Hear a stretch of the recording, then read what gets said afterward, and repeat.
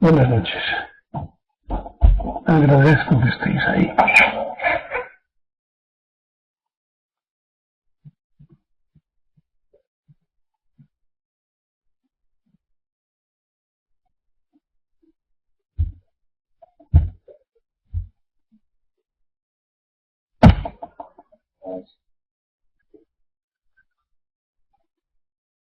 ¿Alguna cosa que comentar?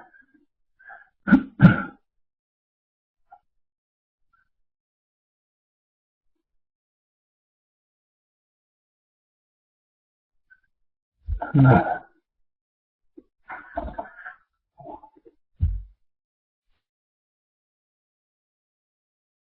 Pues empiezo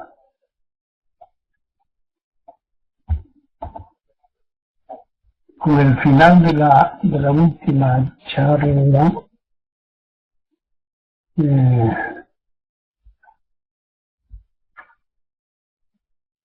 No, luego haré ese comentario. A ver, atención. Cuando repetimos con frecuencia lo que nos gusta y nos disgusta, estamos hablando igualmente de apego. Algo no nos creemos, algo no hemos aprendido. No hemos aprendido a reconocer el apego, al parecer. Repetir es cristalización, mecanismo. No evolución. Evolución es dejar pasar. Empezar a cada momento.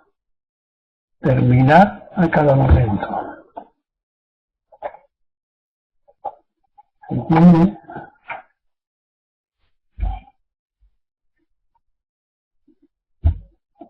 ¿Alguna pregunta? Era Felipe Grande ha puesto las letras. No hay preguntas. O sea que todos habéis entendido. Algo sobre simulación. Si las computadoras pueden simular cualquier situación utilizando combinaciones concretas y limitadas, un cerebro podría multiplicarlo por millones de combinaciones. ¿Por qué nombro la simulación? Porque hay practicantes del Zen que no pueden saber que están construyendo una nueva irrealidad basada en lo escuchado y lo leído. ¿Sí? Es decir, se puede construir con los ladrillos del Zen otra irrealidad y vernos diferentes a los demás, mejores. Y sin embargo, estamos construyendo irrealidades. Es como una fantasía de Walt Disney, pero en clave Zen.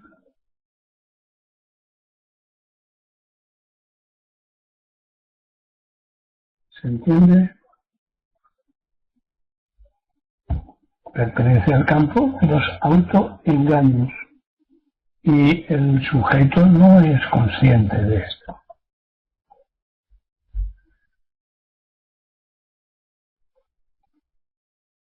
Por ejemplo, Michi, ¿has visto? Vamos a ver, religiones. A esto me refería cuando hemos empezado. El día pasado, según me dicen, uno de vosotros que no está hizo una confusa pregunta que podría equivaler a: ¿es necesario establecer diferencias entre budismos? Si esta era la pregunta o equivalente, creo que sí, básicamente porque los budismos religiosos son cerrados, dogmáticos, mantienen prejuicios y falsas esperanzas cuando no dependencias, porque, como ya dijo Lao Tse, aumentan los apegos en lugar de disminuirlos. Cualquier creencia, palabra o concepto es posterior a nuestra auténtica naturaleza. Hay gente que busca orientación sobre estos aspectos. En este sentido, el Soto Zen de Daidoji no es una religión, es un método, tal como Buda lo explicaba.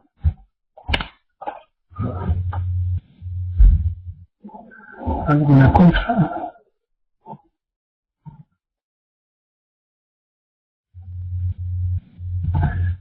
Sí, curso.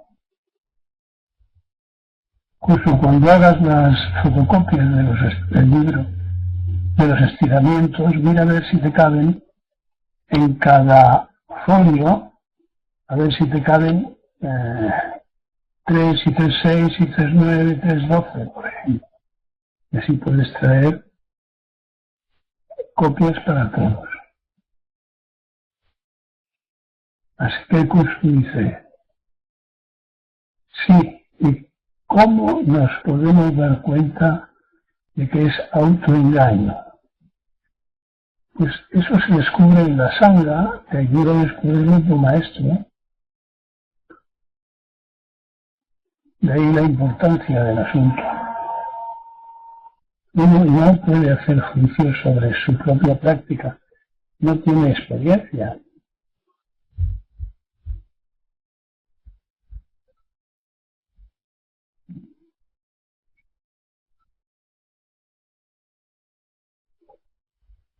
Sobre el lenguaje.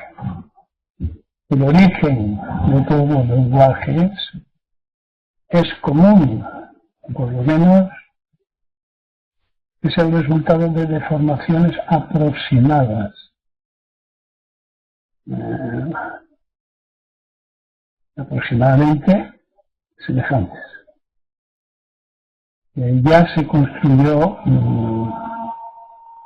claramente hace unos 8.000 años, excepto el vasco, cuyo origen es anterior a los ocupantes indoeuropeos, es decir,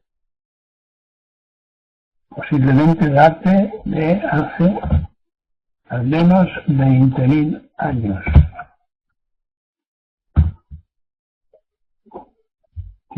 Desde mi punto de vista, tiene interés por las coincidencias en los usos, en las interpretaciones, etc. Siempre se ha dicho que el lenguaje es una manera de pensar, contiene una lógica. Entonces, al parecer, se dan ciertas identidades. Ahora añadiré algo. Con respecto al arte, lo que llamamos arte posiblemente sea una autoterapia, un escape de la propia biografía, un escape del miedo, del aburrimiento, de la melancolía, la ausencia de sentido, una rebelión habilidosa contra una realidad no comprendida. Por esto es indispensable recorrer cierta sucesión de enajenaciones comunes en las propuestas de la cultura. Es decir, se podría ver como similar al lenguaje verbal en cuanto a sus funciones y falsas originalidades. Alerta de suscripción.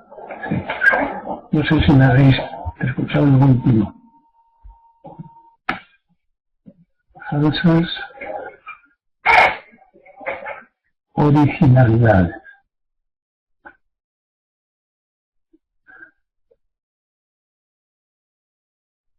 No hay nada, ¿eh? Vamos a acabar enseguida. Sobre los perros. Compartimos la mitad de las enfermedades de los perros. Me parece muchísimo, ¿eh? Por lo tanto, me resulta inexplicable la inadvertencia, los riesgos que corre la gente cariñosa que les trata como a hijos humanos, dejándose lamer la cara. Tengamos en cuenta que una gran parte de las transmisiones se hacen por huevos de parásitos, por ejemplo, porque el perro se lame el culo, que es donde tiene esas glándulas que huelen tan mal, con las que marca su territorio. Y de ahí recoge unos huevos que luego te va a dejar en las manos o en la cara o en la boca, porque hay gente que se deja lamer la boca. En cuanto al olfato, en un reportaje visto hace poco, los humanos tenemos unos 60 millones de células odoríferas, pero los perros unos 200 millones. Se están utilizando a los perros para localizar cánceres de piel y de vejiga, cosa muy interesante.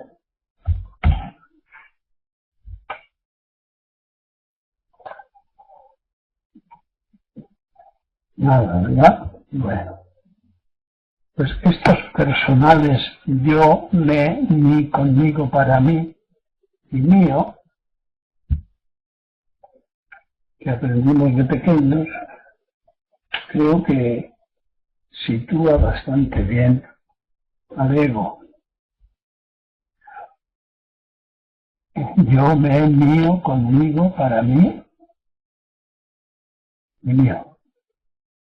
No sé si hay alguno más.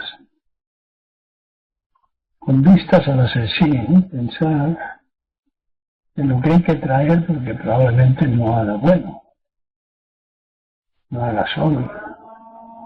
Lo que hay que traer para prácticas de mesa, prácticas de interior.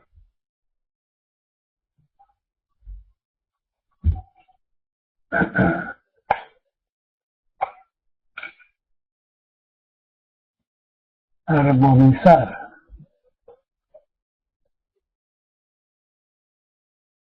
Ya habíamos hablado algo en la última charla. Armonizar la propia naturaleza con el ego. O dicho con más exactitud, con el pensamiento. Más o menos liberado del ego. Los animales piensan y defienden su individualidad. Tienen reglas. Los egocéntricos, humanos, piensan más, pero con especial búsqueda de beneficios. ¿Quién es más evolucionado? Pregunto yo. El practicante trata de armonizar porque siempre está en el camino. Es semejante, obviamente, armonizar con compatibilidad.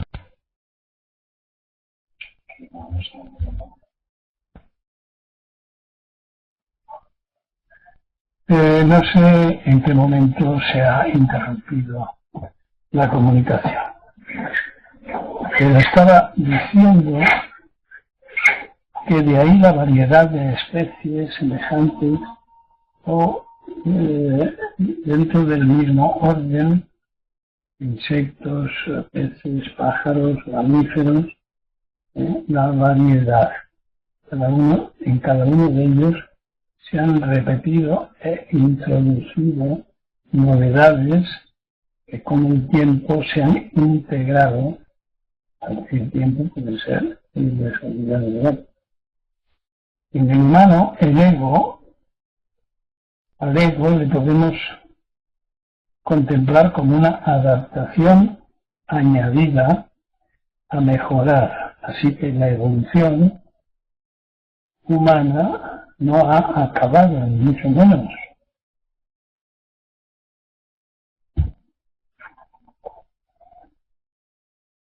Esto coincide con algo que suelo afirmar intuitivamente en el sentido de participar cada sujeto en su propia evolución, al menos con la práctica de librarse de los añadidos que señalan la dirección del logro.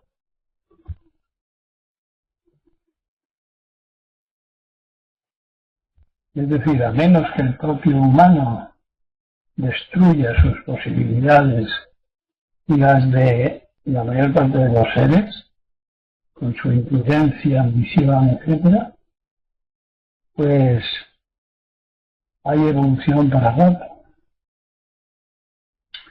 La supervivencia de la especie seguramente se basó en la ayuda mutua en otros tiempos entre pequeños grupos que convivieron, que compartieron su experiencia, porque tratándose de cazadores-recolectores, siempre en movimiento, los encuentros o las visitas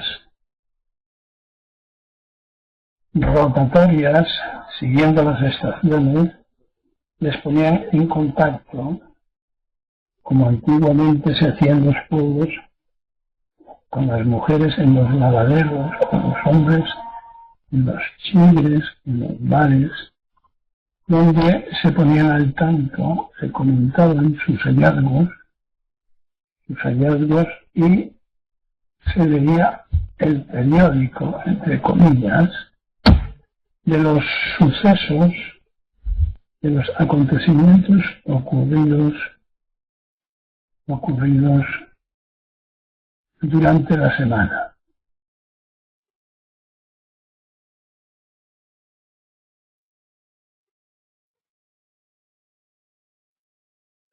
Las enseñanzas de Buda son de esta orientación cooperadora, recuperando la paz y la acción perdidas por todo Asia. Perdidas, digo, por la acumulación de poderes, por las luchas, el bandidaje, la apropiación de lo ajeno, es decir, la degeneración del código cooperativo de tiempos anteriores. En cada país donde fue apareciendo el budismo, aparecía también la paz de las mentes, la paz de los caminos, la paz de los negocios y otros hallazgos del intercambio. Y se acabó. Así que si queréis comentar algo o preguntar algo, es vuestro turno.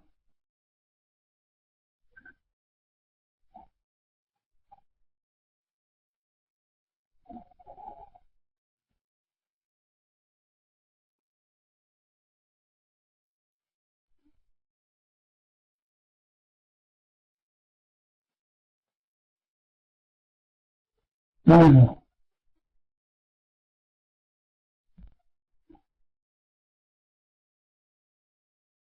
Más alto, más alto. No, no. Claro, los españoles, hola, ¿qué entienden por lo espiritual? Lo que no hay dinero, practica esta con un vecino, echamos unas risas. Entre los españoles yo creo que hay varias subculturas, ¿no? Por lo tanto,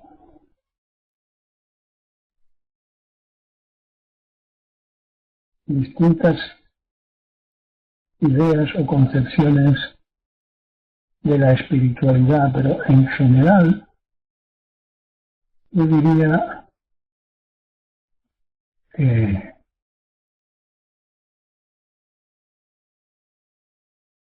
no es tema que ocupe mucho tiempo a los españoles, excepto en el terreno folclórico, cuyo alto grado de apego estamos viendo estos días,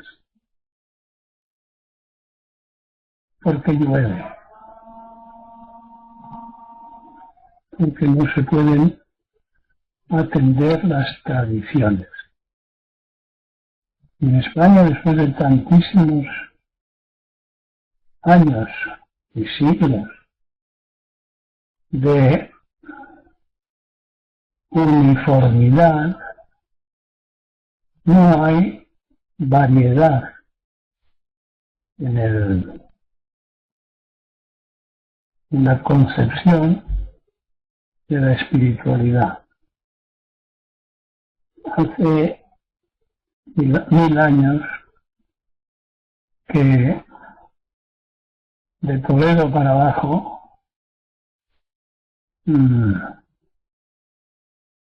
las 3 religiones del libro, que se llaman el judaísmo, el islam y el cristianismo, consiguieron convivir sin grandes problemas durante bastante tiempo, hasta por lo menos 5 siglos. ¿Y cómo ocurrió esto? Porque todavía respetaban las concepciones ajenas, se respetaban, se colaboraba y se compartían incluso los lugares de culto. Había días de la semana en los que les tocaba a unos o a otros. Probablemente era un tiempo bastante razonable en lo que se refiere a la cooperación. Es decir, los fanatismos se daban menos y cada grupo tenía sus dirigentes respetados por todos.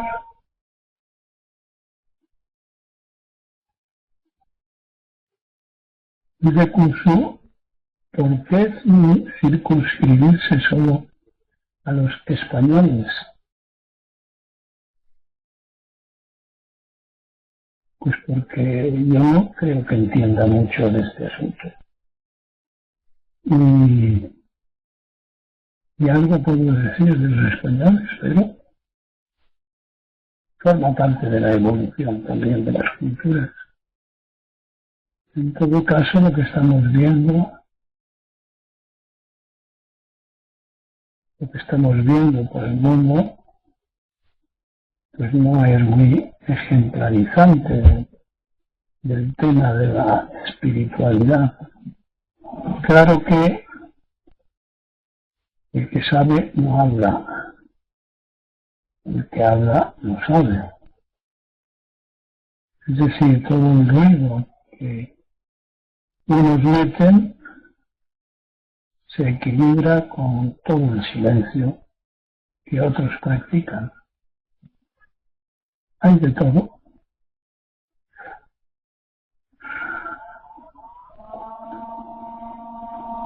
¿Algo más?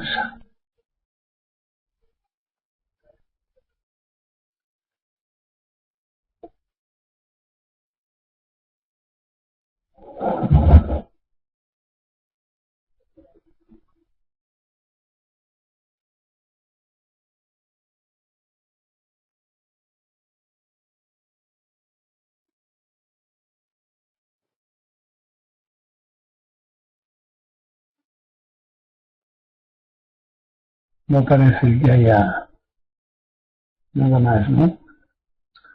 Únicamente recordar que convencionalmente en el Zen entendemos por espíritu la experiencia del Dharma, es decir, la experiencia de la práctica.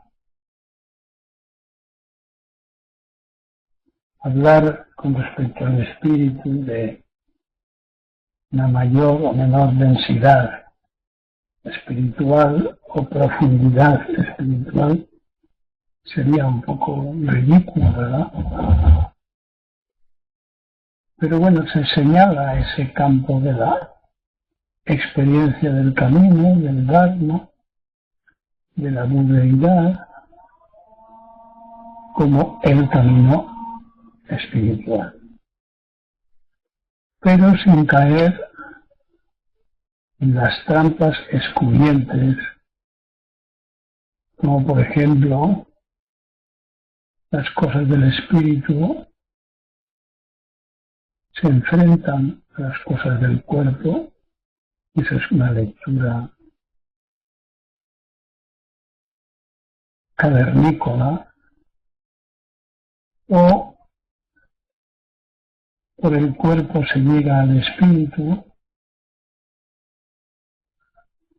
la vía del sufrimiento provocado, reglado, o distintas maneras más de las combinaciones, excluyentes, por ejemplo, con respecto al espiritualismo materialista, logros de ciertos objetivos, o bien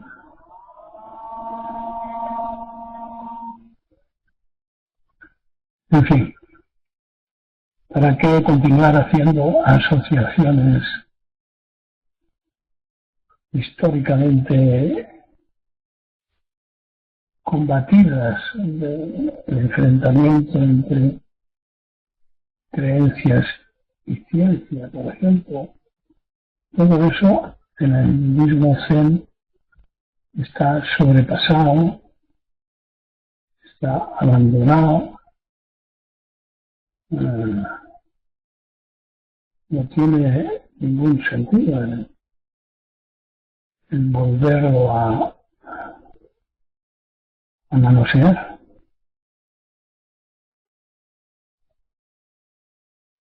El campo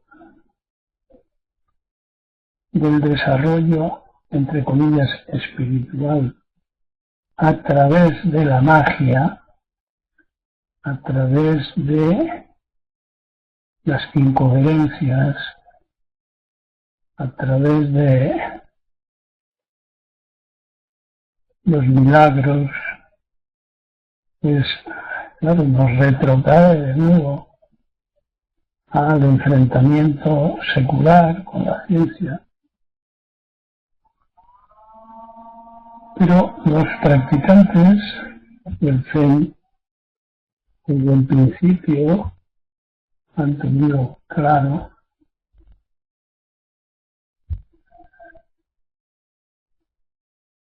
que son discusiones inútiles.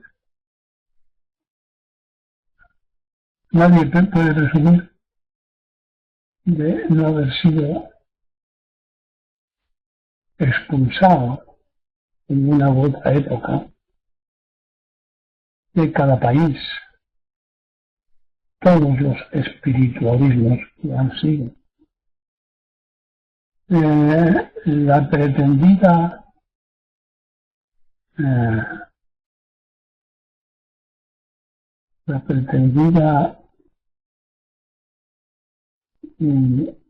no contaminación del budismo en cuestiones violentas, en guerras, pues también es falso, porque ha habido grupos de monjes que se han identificado con violencia, con grupos más o menos representativos de las culturas de cada país. De manera que el aspecto histórico no creo que nos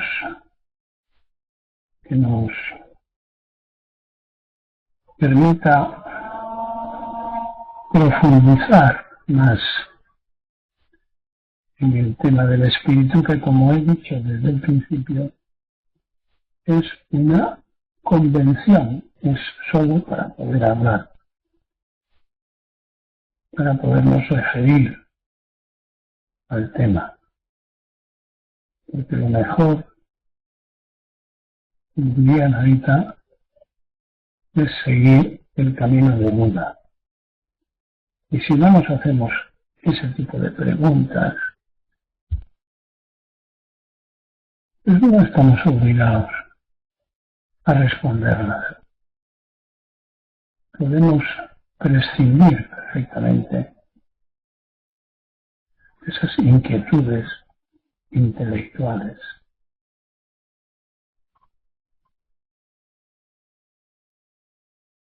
¿Sabes? ¿Alguna otra pregunta?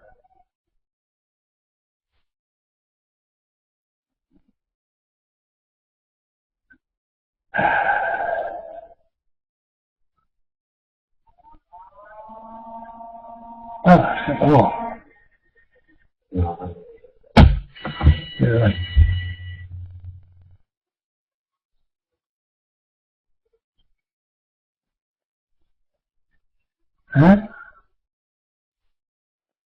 Más alto, y estoy quedando sordo.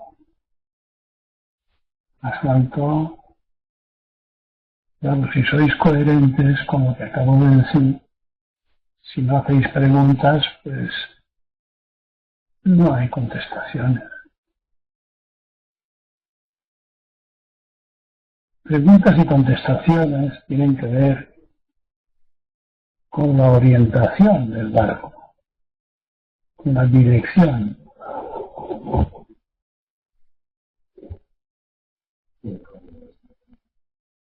Miharu dice, solo en la sangha se descubre el autoengaño, es la práctica colaborativa, alternando con la práctica de la autonomía dentro de la sangha, la que lleva al despertar.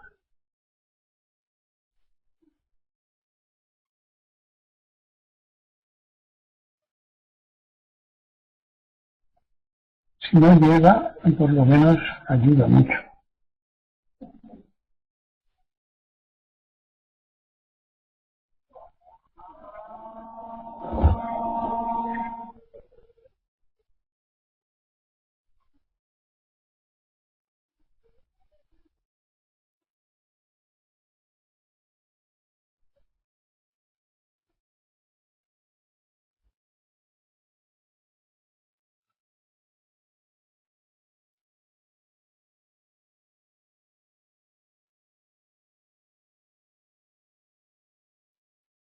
Joven, cuando hay enfermedad física parece que vuelven los antiguos condicionantes con más fuerza y la práctica decae.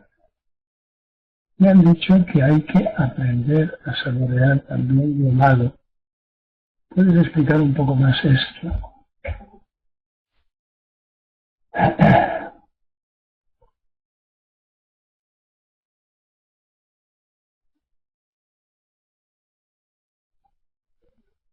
En unos practicantes, la práctica puede debilitarse frente al sufrimiento, pero en otros puede fortalecerse.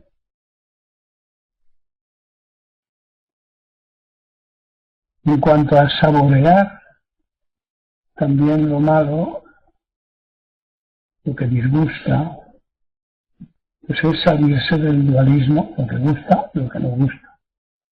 Porque saborear significa, esa era la intención de Narita, supongo yo, al menos es la mía,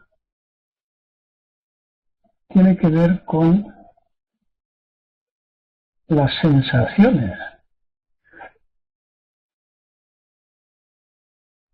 sean placenteras o dolorosas, y vividas por igual, en el mismo estado de conciencia. Es decir, lo mismo que nos podemos reír de nuestro ego, cuando pica, cuando cae en la trampa, cuando entra.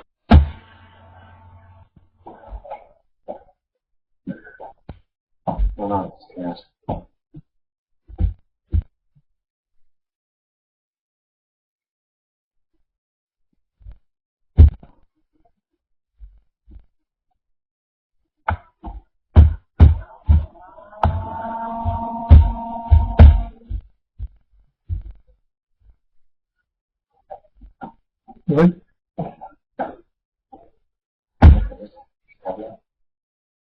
Así. Se ha cortado, por lo tanto añado que la distinción, la discriminación que hacemos entre lo agradable y lo desagradable, lo bueno y lo malo, pues es cuestión de preferencia, desde luego. Y esto significa apego. La práctica nos tiene que conducir al desapego. No entraré en lo que un principiante diría, pues es que es muy difícil cuando vienen mal dadas.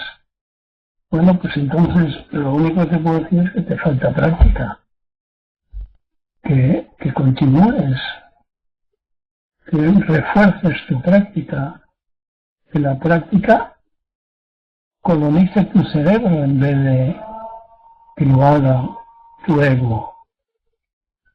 Y pienses y dependas de tus afectos, de tus ligaduras, de tus eh, adicciones al fin y al cabo.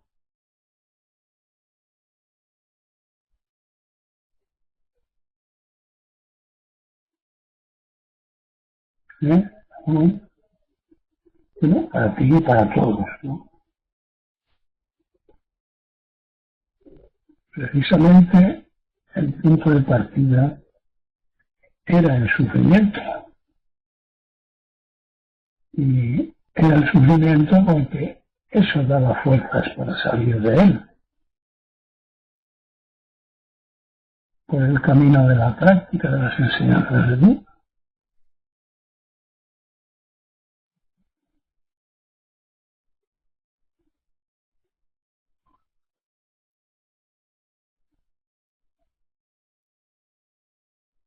A ver, un ejemplo de saborear lo malo, la cerveza y el vino. Su apreciación es un largo entrenamiento cultural.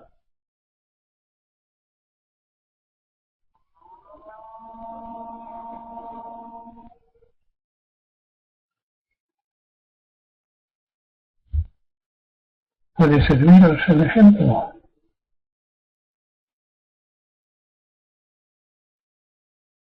Observemos que estamos educados en la queja, en echar las culpas al empedrado, a los demás, a las circunstancias.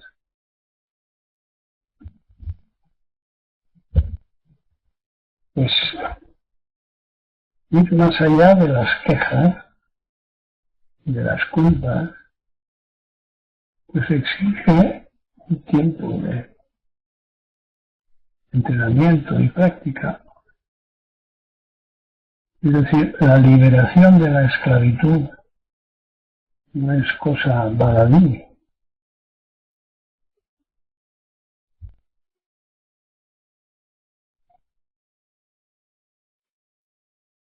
Hay que desarrollar la disciplina, la paciencia, la continuidad, todas esas cualidades que pocos egos reconocen y que desde el centro llamamos los méritos.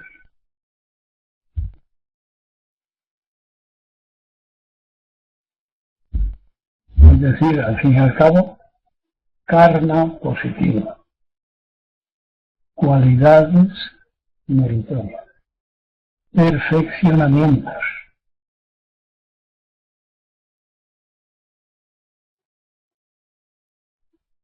Nadie debe estar en el zen obligado, sino necesitado, porque si no se va a quejar.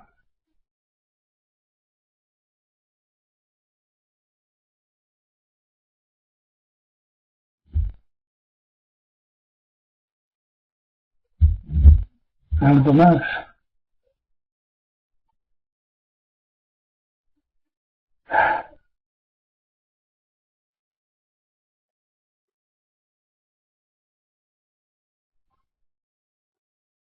Como me gusta, pero a veces te disgusta y a veces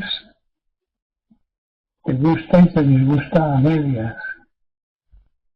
Y cuando no piensas en el camino, ni te gusta ni te disgusta, pues toda esa experiencia debe ser recorrida.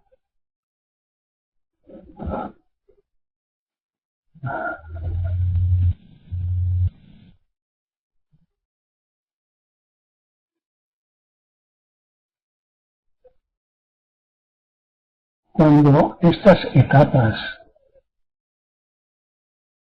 sean recorridas, podemos olvidarnos de todo.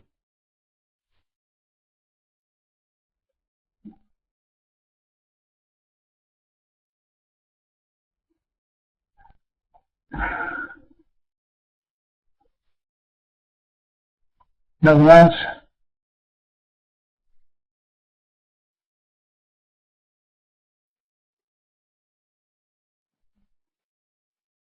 y dejamos aquí entonces